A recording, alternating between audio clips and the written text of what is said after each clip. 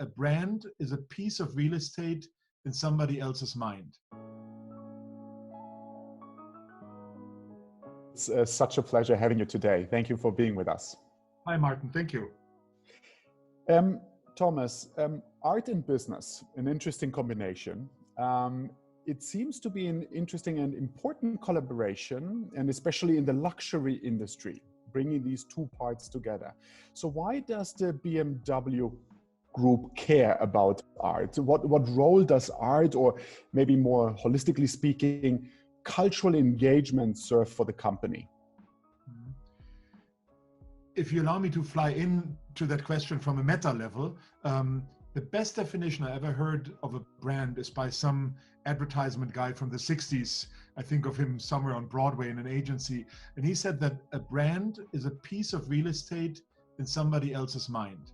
A brand is a piece of real estate in somebody else's mind. So if us, as you rightly point out, we are part of the luxury industry, if that was a car, that piece of real estate, the garage, we also would want a museum to be there, or a gallery, or an opera house, because we do consider the brand BMW a cultured brand. And looking back at our history, as you know, you can only look into the future if you're aware of your history. You have to allow for that trajectory of 50 years of cultural engagement, which we now can really capitalize on.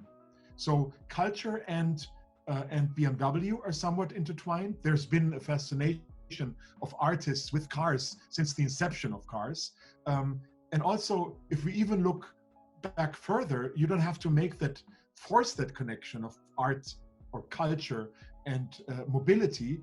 But we look into pre-Socratic times, there was one word for technological achievements and for cultural achievements, and that was called techne.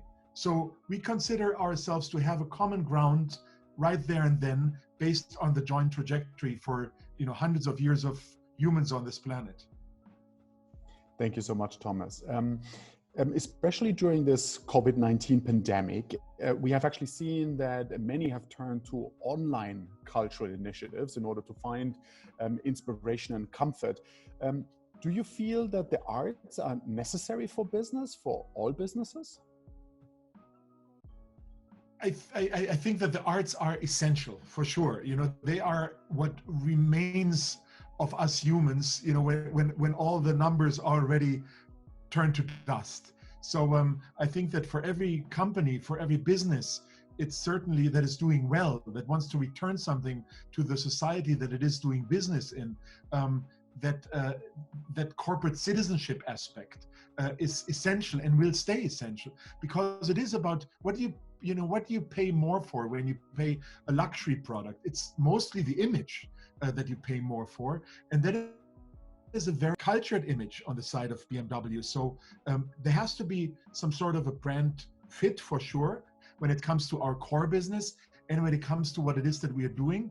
And I think that any crisis or any pandemic that we unfortunately have to live through should not really define our relationship to the arts. Yes, where there's less budget, will be less engagement, but at the same time, we are partners, and partners that sets us apart from sponsors. Sponsors jump from event to event, a transaction from A to B. Partners are there for the long haul, and I think that's the only way that it makes sense to engage on the side of business when it comes to culture. So you touched a little bit on the budgetary issues, and especially this pandemic, I think, has shown that there's going to be certainly budgetary cuts from governments, from public institutions, in order to support and fund the arts. At the same time, and just before our interview, we spoke a little bit about this, that museums or our cultural institutions are locked down. They don't have any opportunity to open up. So there's going to be a revenue issue as well. So do you think, in general, post-crisis, post-pandemic, the role of the business has to change as well as a financer in order to support the budget of these cultural institutions? Well, there's so many things that are coming up, that so many articles being published about what is it going to be afterwards, what are the arts going to be looking like. And I do think that, yes, of course, we'll see an influx towards the digital, which actually is I think is great to have many institutions finally, after 20 decades, not 2 decades living in the digital realm, gearing up what it is to showcase what they have, museums, opera houses, and so forth. They have a very, very tough time for sure, because culture kind of takes the back seat, and I see artists, I see musicians, I see singers really ailing from this, what is going on right now with everything being closed. Of course, we can relate in one shape or form, but they're really hurting the most. Also because, many of them start from scratch. They didn't, put up budget for harder times. So unfortunately, I think we will see many of these things being reduced, many galleries closing, many museums struggling, maybe less exhibitions and so forth, or exhibitions will be put up for a longer time. When I talk about the things that have been written, I think really what resonated with me most was what Arundhati Roy said, the Indian writer. She said, we have to think of this pandemic as a portal, as a rupture. We shouldn't scream for everything having to go back to normal, but we can also envision not necessarily a utopia, but something where things might change. And if that means that businesses also reflect on the value of art, on the depth of art, not only on the marketability of art, but also on, making people realize that humans have to work together for something that is greater than each of them.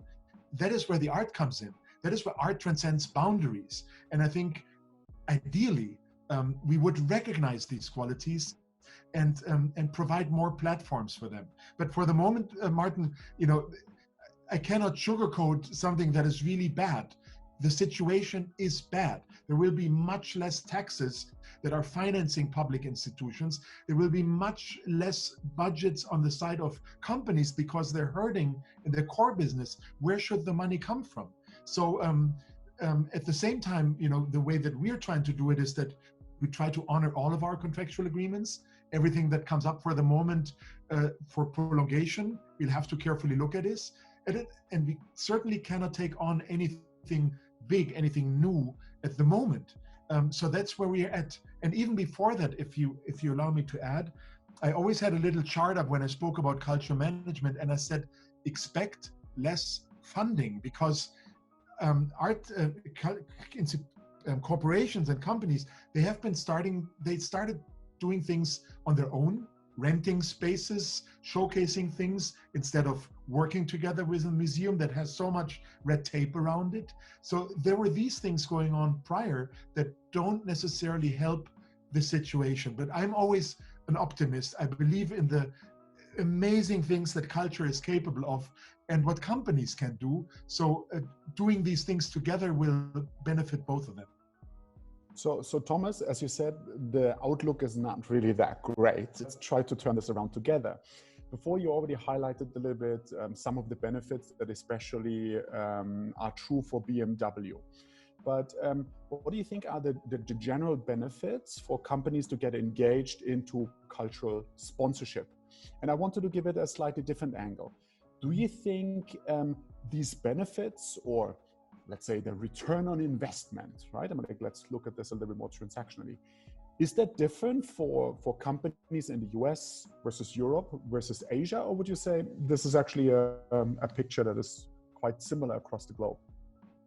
I know, Martin, that much of your academic and scholarly research is based on the customer, right? So that question comes somewhat expectedly. I just try to answer it as smart as I know that you are on this particular topic.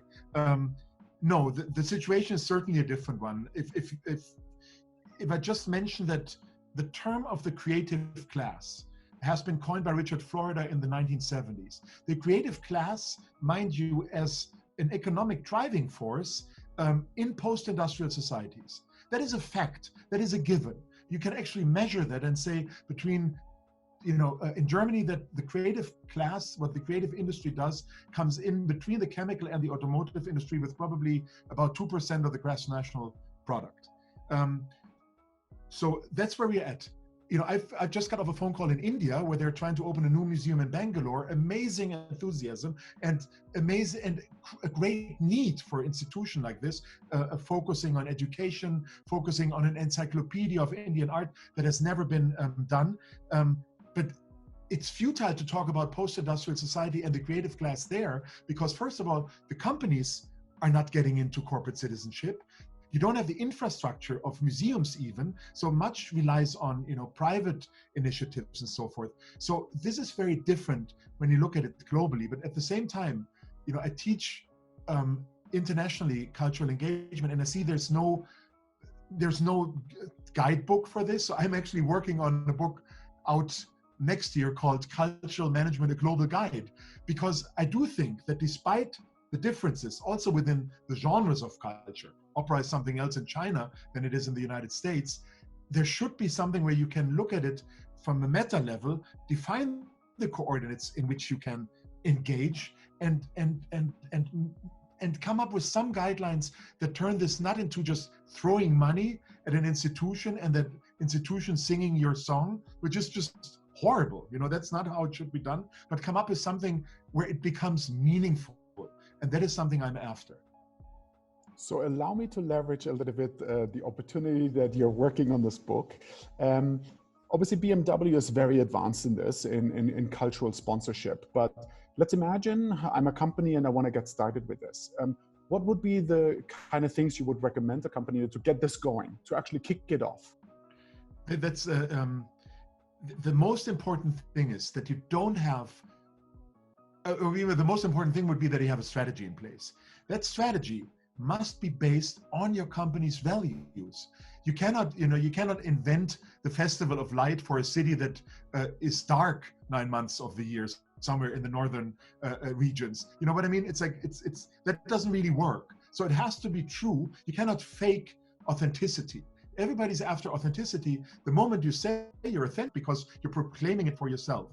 So you have to do that homework. You have to look at yourself from the outside, if you're a cultural institution, and see what your values are. How do you define that along the entire value chain?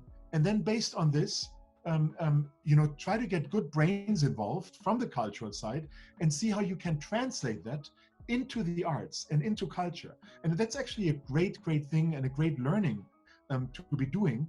And also make sure that you base whatever it is that you do on your company's strategic parameters based on the affinities of senior management. What good can be done if a CEO loves the opera?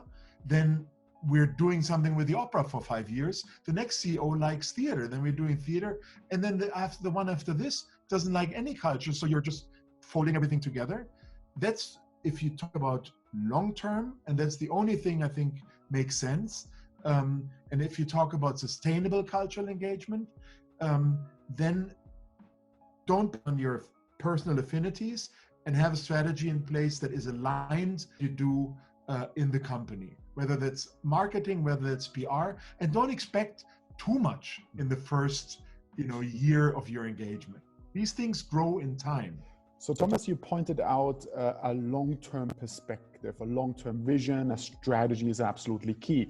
When we think of strategy in business, we always think as well about meta trends. So what kind of trends would you see in the industry, and do you feel they have been affected by the COVID-19 pandemic to some extent?